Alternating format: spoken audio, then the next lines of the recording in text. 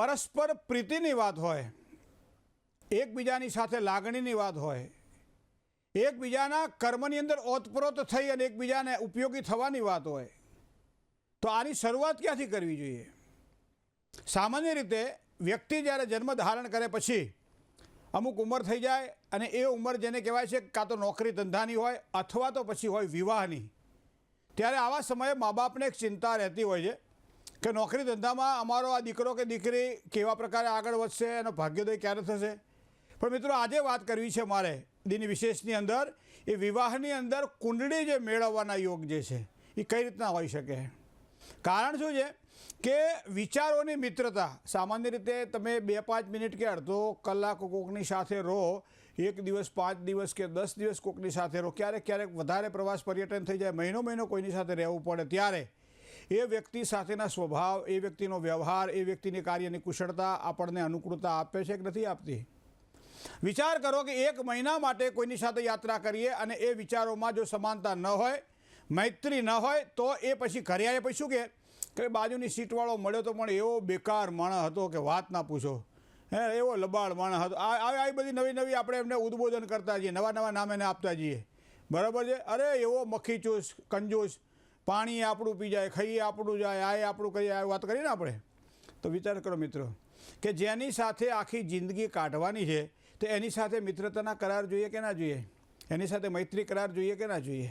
તો આવા સમયે વિચારોની મિત્રતા અને અમુક ઉંમર થઈ ગયા પછી આપોઆપ આવતી સમજણ, કદાચ 16-17 વર્ષે, 18 વર્ષે કે 21 વર્ષ સુધી કદાચ કોઈ ભૂલ કરે તો ચાલે, પણ 21 વર્ષ પછી કોઈ ભૂલ ના થવી જોઈએ. ચાહે પાત્રની પસંદગીની વાત હોય, ચાહે સારી નોકરીની વાત હોય, ચાહે કર્મક્ષેત્રમાં ઉજ્જવળ કારકિર્દીની વાત હોય. તો આવા સમયે તમને કોઈ ઉપયોગી બનતું હોય તો એ જ્યોતિષ છે મિત્રો.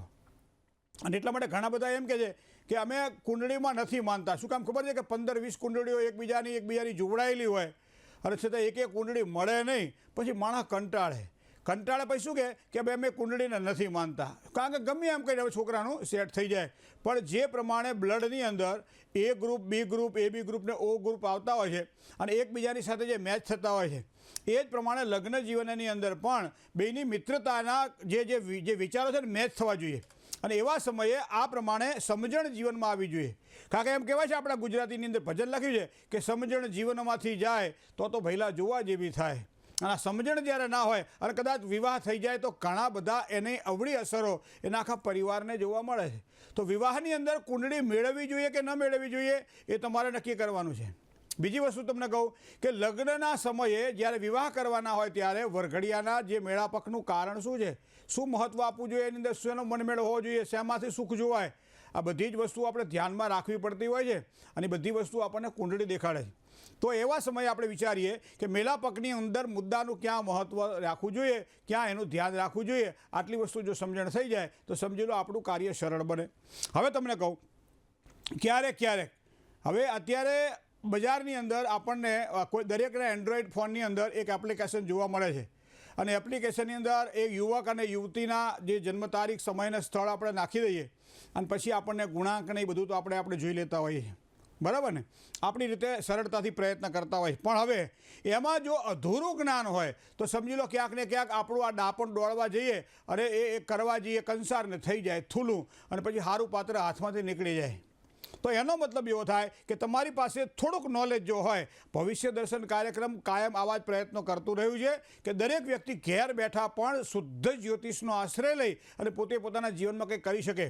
અહીં અંધશ્રદ્ધાને કોઈ જ સ્થાન નથી મિત્રો, શોર્ટકટને કોઈ જ સ્થાન નથી. અહીંયા લોંગ ટર્મ ભલે રહી, લોંગ શોર્ટ પણ પવિત્રતા પ્રાપ્ત થાય. તો એવા સમયે હું તમને કહું કે ઘણી વખત તમે વર્તમાન પરિસ્થિતિને પણ ધ્યાનમાં રાખવાની હોય. અને એટલે આપણે કહેવત પડી કે ભાઈ 28 વર્ષે છોકરીને ને 31 વર્ષે 32 વર્ષે છોકરાને મંગળ દોષ દૂર થઈ જાય, બરાબર? તો એનો મતલબ શું થયો સમજો કે તમે ઘણી વખત આપણે કંઈક વસ્તુઓ તીખી આવી જાય એટલે અંદર થોડું મીઠું ભભરાવી દઈએ, ખબર છે આપણે, તીખાશ એની ઓછી થઈ જાય. ક્યારેક તીખું આવી જાય, દાળ તીખી થઈ જાય, અંદર થોડું ઘી નાખી દઈએ તો એના કારણે દાળ આપણને ઓછી તીખી લાગે. શાકમાં થોડું ઘી નાખી દઈએ, શાક ઓછું તીખું લાગે. આ વ્યવહારની વાત છે મિત્રો. તો આ વ્યવહારિક જીવનની અંદર પણ તમે તમારા ગ્રહોને ધ્યાનમાં રાખી અને સમજણનો યોગ્ય ઉપયોગ કરી અને છોકરા છોકરી મોટા થઈ ગયા હોય તો લગ્ન જીવન માટે જે મેલાપક છે એનું ધ્યાન રાખવું જોઈએ. એમાં પછી કોઈ નર્યા સિદ્ધાંતોને ધ્યાનમાં નહીં રાખવાના. બાકી ખાલી સિદ્ધાંતોને ધ્યાનમાં રાખવા જઈએ ને કે મહારાજ એની કુંડળીમાં તો ચોથા સ્થાનમાં રાહુ સાથે સૂર્ય બેઠેલો છે, એની કુંડળીની અંદર 8મા સ્થાનમાં ચંદ્ર સાથે રાહુ બેઠેલો છે, તો આ લગ્ન કેમ ના થાય? હવે આ તમારી પાસે નોલેજ. હવે હું તમને બહુ સરળતાથી વાત કરું કે એક વ્યક્તિના હાડકું ભાગી જાય પગનું અને એક્સરે લઈ અને એ પોતે બહાર નીકળ્યો હોય જી, ત્યાં તો પેલા હગાવાલા મિત્રો બધા હોય ને, બધા એ બધા શું થયું ભાઈ? તો કે જુઓ ને આ એક્સરે પાડ્યો ડૉક્ટરે. એટલે હવે આની પાસે કોઈ નોલેજ હોય કે ના હોય એ મને ખબર નથી, પણ એ એક્સરે પાછો થેલીમાંથી બહાર કાઢશે અને આમ પાછો ઊંચો કરશે, જાણે ડૉક્ટર જોતા ને એટલે આમ ગંભીરતાથી જોશે. અને પછી શું કહે ખબર છે? આ બધું કાળું કાળું હૃદયની આજુબાજુ છે ને એ બધું હળી ગયું છે અને આ ધોરું છે ને એ જ સડા છે. એટલે તારે હાચવીને કામકાજ. હવે વિચાર કરો કે પગનો એક્સરે પાડે છે ને આ હૃદયનું જોવે છે, અને એને ખબર નથી કે શેનો એક્સરે છે. અને બીજું કાળું ધોળું તને કોને શીખવાડ્યું આ બધું? પણ હકીકતમાં તમને કહું, આજકાલ તો આવા શીખેલા આપણને માર્કેટમાં બહુ જોવા મળે. અને આને સંતાન થશે ને એ વિકલાંગ થશે એમ કે આના લગ્ન પછી એના માતા પિતાનું મૃત્યુ થશે, આના ધણી માથે ભાર રહેશે. હવે આ બધું એને ખબર નથી. ભાઈ એન્જિનિયર સાથે એન્જિનિયર, ડૉક્ટર સાથે ડૉક્ટર, જે ક્ષેત્ર સાથે સંકળાયેલો ક્ષેત્ર સાથે કન્યા કે વરની પસંદગી મોટા ભાગે મા બાપ કરતા હોય છે. અને એવા સમયે માંડ 2-4 વર્ષે સારો મેળ પડ્યો હોય અને કે આના છોકરા વિકલાંગ પાકશે, આ કદાચ મળે છે તો કુંડળી ખરી, પણ હવે આટલી બધી ડીપલી જેને કહી શકાય જ્યોતિષની કોઈની પાસે અનુભવ હોય તો બાપા જ્ઞાન છે, તો જ્ઞાનને તો નમસ્કાર જ કરવાના, પણ અધૂરા ઘડા હંમેશા છલકાય છે. તો આ વસ્તુને કુંડળીની અંદર જ્યારે આપણે મેળાપ કરતા હોય મિત્રો, ત્યારે ધ્યાન રાખવું પડશે. બીજું તમને કહું, માતા પિતાની લાગણી હંમેશા સારી હોય કે ભાઈ ઘરનું ઘર છે, એકનો એક છોકરો છે, દીકરી મોટી છે પણ એની પરણાવેલી છે, મા બાપ છે અને એમને પણ પેન્શન આવે છે, છોકરો પણ સારું કમાય છે.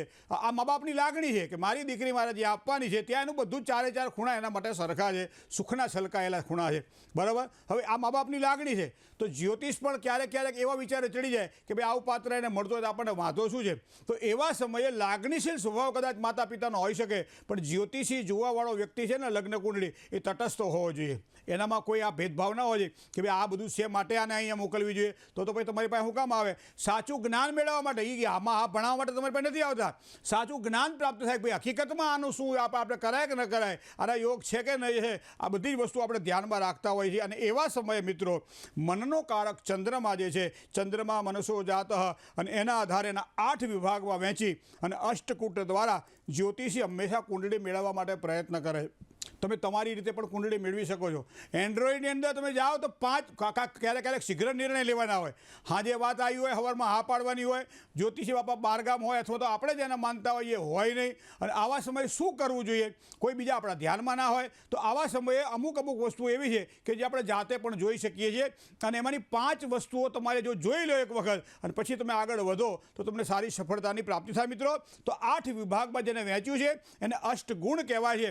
અને આખું કોષ્ટક એનું બનાવેલું છે, એને અષ્ટગુણ કોષ્ટક કહેવાય છે મિલાન માટે, લગ્ન કુંડળીને મેળવવા માટે. તો મિત્રો કયા કયા આવે? વર્ણ આવે, વશ્ય આવે, તારા આવે, યોની આવે ને ગ્રહ મૈત્રી આવે. હવે આગળના જે છે વર્ણ, વશ્ય, તારા અને યોની કદાચ મળતા હોય ન મળતા હોય, પણ ગ્રહ મૈત્રી મળતી હોય, એકબીજાની રાશિના સ્વામી જો મિત્ર હોય તો એને સારા પરિણામ આપે. ઘણી વખત એમ બધું તો ભેગું થઈને ના મળે, સમજી લો. એક વસ્તુ ધ્યાનમાં રાખવી છે આપણે, બરાબર છે. બધું કોઈ 100% મળે તો પાછું ખોટું, કારણ કે 24 કેરેટમાં કોઈ દાડો ઘરેણું બને નહીં, એને 22 કેરેટ કરવું જ પડે. એમ કુંડળીની અંદર પણ આ 4 ઉપરના ભાગ છે કદાચ મજબૂત ના હોય અને 5મો ભાગ ગ્રહ મૈત્રી મજબૂત હોય તો લગ્ન માટે આગળ વધી શકાય. એક વસ્તુ આ. પછીના ભાગમાં 3 વસ્તુમાં વહેંચાય છે. એમાં આવે છે ગણ, પછી આવે છે ભકુટ અને પછી આવે છે નાડી. તો આ ગણ, ભકુટ અને નાડી, આ 6 બધું વસ્તુ ભેગું કરો એટલે 8 વસ્તુ થાય. એટલે 1ના 1 ગુણ, 2ના 2 ગુણ, એમ કરતાં નાડીના 8 ગુણ બધા ભેગા કરો એટલે ટોટલ 36 થાય. અને 36ની અંદર 50% કુંડળી મળવી જોઈએ. એટલે કે 18 ગુણ ઓછામાં ઓછા કુંડળીમાં મળવા જોઈએ. આ એક સાદું જ્યોતિષ તમારે જોઈ લેવું. કદાચ કોઈની પાસે જવું હોય તો જજો, ના જવું હોય તો જાતે પણ તમારી પાસે જો થોડુંક વિશેષ જ્ઞાન હશે તો આ પછી આગળ વિસ્તૃત થાય, બધું ગોઠવાઈ જાય અને પછી કોઈની પાસે જઈને વ્યવસ્થિત કુંડળી જોડાઈએ એ વસ્તુ અલગ છે. પણ આટલી તો વસ્તુ આપણી પાસે નોલેજ હોવું જોઈએ. તો આ પ્રમાણે કુંડળીને ધ્યાનમાં રાખવાની હોય. હવે બીજું તમને કહું, કુંડળીની અંદર આ ખાલી આ પ્રમાણે મેચ કરવાથી નહીં, તમે બંનેની કુંડળી જોઈ લો અને કુંડળી ક્યારે બને એને જન્મ તારીખ, એનો જન્મ સમય ને એના જન્મ સ્થળના આધારે. ક્યારેક લોકો રાશિ ઉપર જ ખાલી કુંડળીઓ જોઈ લેતા હોય છે કે ભાઈ આ મેષ રાશિવાળા છે, આ વૃશ્ચિક રાશિવાળા છે તો ભલે અષ્ટાક યોગ બને છે, બરાબર, પણ એના લગ્ન થાય ના, એમ નહીં જોવાનું. કારણ કે એક રાશિને 9 ચરણ આવે છે મિત્રો, એક રાશિને 9 ચરણ આવે છે અને એમાં કયા ચરણની અંદર એ ગ્રહ બેઠેલો છે અને એના આધારે વ્યક્તિના વ્યક્તિત્વનું ઘડતર થતું આપણને કુંડળીના આધારે જોવા મળે છે. જે જ્યોતિષીય છે, સારું જ્ઞાન જેની પાસે છે, એને આ વસ્તુની ખબર પડી જાય કે ભલે એક જ લગ્ન છે પણ લગ્નના અંશ અલગ અલગ હોય. 1 થી 10 અંશની છે, 11 થી 20 અંશથી છે, અથવા તો 21 થી 30 અંશથી છે. અને એ પ્રમાણે હવે એ પ્રમાણે તમે જન્મ લગ્ન જુઓ. હવે જન્મ લગ્ન હોય કે જન્મ ચંદ્ર હોય, બંને જો તમને કહું કે સમ અને વિષમ આ 2 ભાગ તો દરેકને આવડે જ. 1, 3, 5, 7, 9, 11, બરાબર છે. આ વસ્તુ જોઈએ તો આપણને વિષમ કહેવાય, ભાઈ આપણે વિષમ કહેવાય છે, બરાબર. 2, 4, 6, 8, 10 અને 12 તો આને આપણે સમ કહીએ. હવે છોકરાની કુંડળીની અંદર લગ્ન જે છે અથવા ચંદ્રમાં જે છે એ માનો કે વિષમ રાશિનો હોય, માનો કે મેષ રાશિનો હોય, માનો કે મિથુન રાશિનો હોય, માનો કે સિંહ રાશિનો હોય, માનો કે ધન રાશિનો હોય, માનો કે કુંભ રાશિનો હોય, તો એ પ્રમાણે છોકરીને પણ એ જ વિષમ હોય તો વિષમ અને સમ હોય તો સમ, તો જ એ કુંડળી મેચ થાય. અત્યારે તમને કહું કે 8, 10 દાડે, 15 દાડે, મહિને, 2 મહિને, 12 મહિને ક્યાંક ને ક્યાંક અવરોધો ઊભા થાય છે. એનું કારણ મન મેચ નથી થતું. કેરી એક હોય પણ એક લંગડો હોય ને એક બીજી કોઈ હોય તો એ કેરી મેચ ના થાય. કહેવાય બેન ને કેરી, પણ એક ખટાશવાળી હોય, એક મીઠાશવાળી હોય. ખટાશવાળી ને મીઠાશવાળી યારે કેરીને ભેગી કરો ને તો એનો સ્વાદ પણ કેરીના આવતો નથી આપણને રસનો. એ જ પ્રમાણે લગ્ન જીવનના રસને માણવું હોય તો તમારે લગ્ન જોવું પડશે. અને લગ્નની અંદર, ચંદ્રની અંદર સમ અને વિષમ આ 2 તત્વોને જો તમે ધ્યાનમાં રાખી લો, થોડુંક શીખવું પડશે. એટલું ધ્યાન રાખજો કે સમ કોને કહેવાય, વિષમ કોને કહેવાય, કેટલી રાશિઓ આવે, આટલી વસ્તુનું ધ્યાન રાખો તો જાતે કરજો. બાકી કોઈ સારા જ્યોતિષમાં બતાવવા માટે પ્રયત્ન કરજો, નહીં તો કરવા જાઓ કંસાર ને થઈ જાય થૂલું. તો આ વસ્તુ તમને કહું, મુખ્ય 5 વસ્તુનો વિચાર કુંડળીમાં કરવો પડે. એક વસ્તુ ધ્યાનમાં રાખો, મુખ્ય ખાલી 5 જ વસ્તુઓ છે અને 5 વસ્તુઓની અંદર તમે જુઓ કે એક લગ્ન આવે છે, બીજી વાત આવે છે ગ્રહ મૈત્રીની. મિત્રતા હંમેશા ક્યારે થાય? સરખા વિચારો હોય ત્યારે.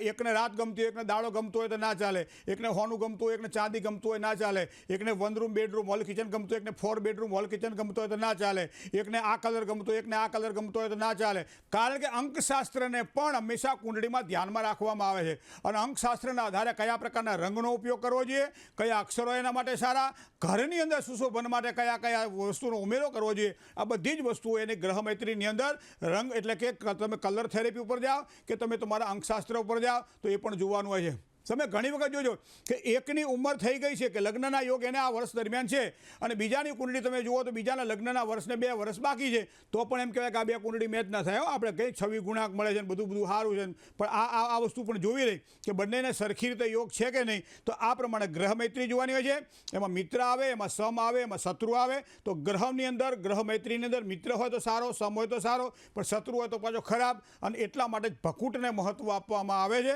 તો મિત્રો આ વસ્તુ તમે જુઓ. ગણની અંદર તમે જાઓ કે 3 ગણ આપણને જોવા મળે. દેવગણ જોવા મળે, મનુષ્ય ગણ જોવા મળે, રાક્ષસ ગણ જોવા મળે. રાક્ષસ ગણને ન દેવની સાથે બને કે ના મનુષ્યની સાથે બને.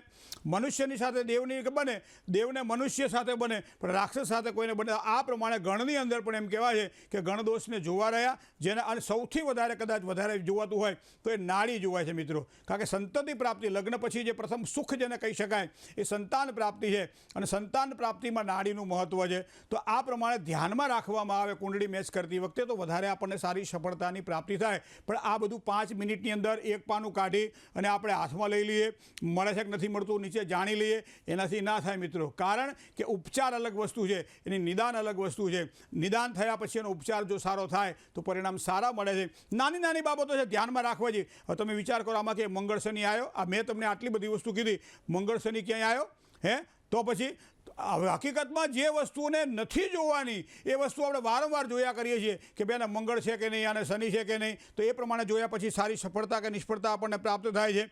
તો આ બધી વસ્તુઓને ધ્યાનમાં રાખવામાં આવે. પરિવારનું સુખ જોઈએ, ભાગ્યોદય જોઈએ અને આયુષ્ય જોઈએ. આ 3 વસ્તુ કુંડળીમાં ગ્રહના બળના આધારે એકબીજાને જોવાનું હોય છે.